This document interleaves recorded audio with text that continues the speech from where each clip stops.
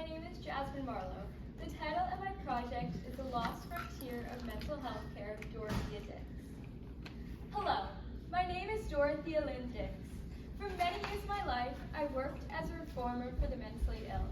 The problems around mental health care today in 2023 look eerily similar to the conditions I witnessed and advocated to change during my time in the 1840s. The issues I see today, such as lack of treatment facilities, difficulty accessing quality long-term care, and stigma surrounding mental health, are the exact issues I fought so hard to change.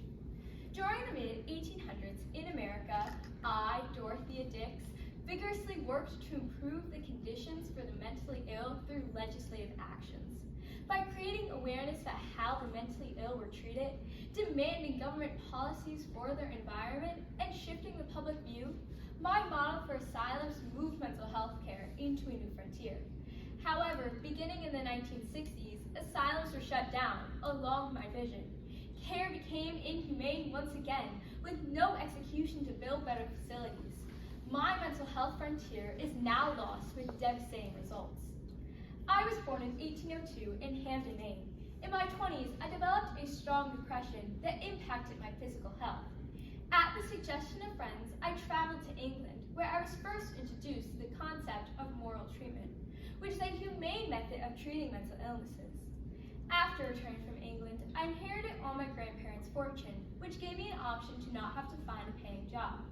In 1841, I was invited to teach Sunday school at East Cambridge Jail. To my horror, I saw mentally ill prisoners disheveled in cages and shivering due to lack of heat. Their only crime was their illness. When I questioned why there was no heat, the jailer told me, "Lunatics don't feel the cold." I immediately advocated for these women, and after much persuasion, heating stoves were installed. After this experience, I found my purpose as a reformer for the mentally ill. I started my work by going to jails, almshouses, poorhouses, and prisons throughout Massachusetts, collecting evidence of the mentally ill and their conditions. Later, I found the same problems in various parts of the country. As I traveled, I saw the mentally ill living in dark, cold, dirty places without enough food, heat, water, proper clothing, and sanitary facilities. I saw weak and starved people abandoned by others and not having their basic needs met. I witnessed individuals forgotten in cages and chains. So-called cures included causing their bowels to empty out, induced vomiting, being cut and letting large amounts of blood drain out, being held underwater to the point of passing out, but hopefully not dying, and harsh whippings. I took a different approach when I met the insane. The New York Daily Tribune published an article in 1843 about my early work, calling me the missionary of prisons. A specific encounter I had with a mentally ill man who was yelling frightfully, plucking out his hair, and appearing to be violent is highlighted. I began to read passages of scripture to him in a gentle voice. After a while of reading, the wild expression of his haggard face softened to tearfulness as he said, "You treat me right. God sent you." The things I saw influenced me to write to the state legislator. I truly believe it should be the responsibility of our government to establish a quality system of care for the abandoned, just as we do for the physically injured. My first writing was a memorial to the legislator of Massachusetts, protesting against the confinement of insane persons and idiots in almshouses and prisons. I can still remember the powerful words I wrote, beginning with, "I come to present the strong claims of suffering humanity. I come to place before the legislator of Massachusetts the condition of the miserable, the desolate, the outcast. I come as the advocate of helpless, forgotten, insane, and idiotic men and women, of beings sunk to a condition from which the most unconcerned would start with real horror, of beings wretched in our prisons and more wretched in our almshouses." I continued passionately, detailing for over 30 pages, ending with, "Gentlemen, I commit to you this sacred cause. Your action upon this subject will affect the present and future conditions of hundreds and of thousands."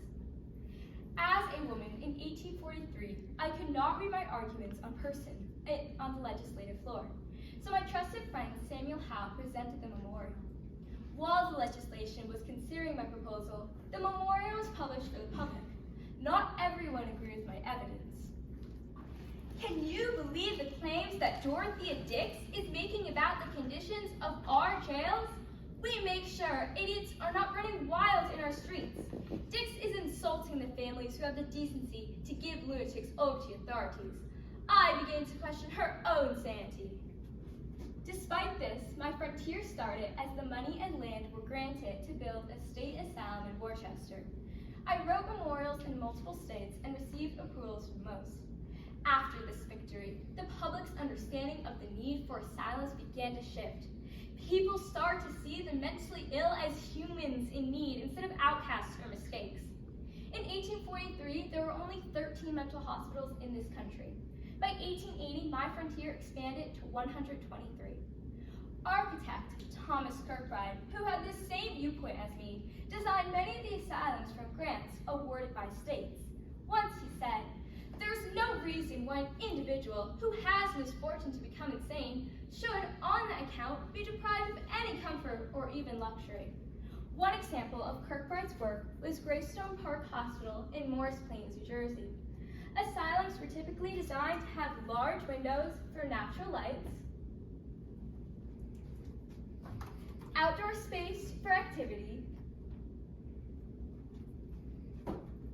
and spacious halls and rooms.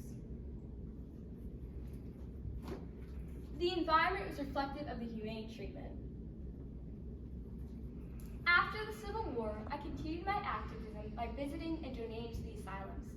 In 1887, at the age of 85, I died in guest quarters at the New Jersey State Mental Asylum in Trenton. My frontier carried on successfully for about the next 50 years.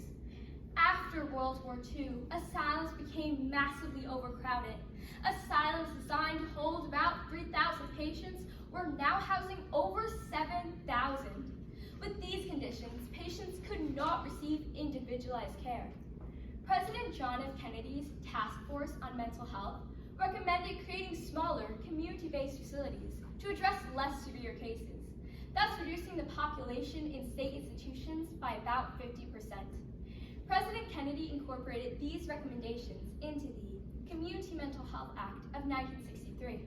Unfortunately, Kennedy died within weeks after signing this act, and it was never fully implemented as he intended. Only half of the proposed community centers were built, and no money was budgeted for their continuing operation. The viewpoint around asylums shifted once again. They were no longer seen as beautiful and compassionate centers. Social change propelled deinstitutionalization, which was the large-scale elimination of long-term care, state-run residential facilities. Without proposed community-based care, patients were left with limited to no options. The loss of my frontier continued with a series of changes. President Johnson's Medicaid did not cover psychiatric hospitals with more than 16 beds. In the 1980s, under President Reagan, the little community care available was defunded. This led to more prisons and returned to the punitive treatments before my time. From the 1980s through today, prisons have become the main space for the mentally ill. 2020 statistics show that 2 million times each year, people with serious mental illness are booked into jails. About 2 in 5 people who are incarcerated have a history of mental illness. 63% of people with mental illness do not receive treatment while incarcerated in state and federal prisons. This is similar to the problems I saw in my travels. Prisons are not proper mental health facilities. These numbers show that our country is returning to the revolting ways of the past. The condition of mental health facilities are poor and limited, yet there is better medical treatment and more knowledge of the brain. Physical structured care can pair this knowledge for optimal results, but it barely exists. My model of environment and experience to give the mentally ill an opportunity for a healthy life has practically vanished. I do have some hope. New research for treatment supports my theories. I expect my frontier to be rediscovered. I do not advocate returning to asylums riddled with overcrowding and problems seen in the mid-20th century. But we need to return to my philosophy of long-term and appropriate care before we damage more souls.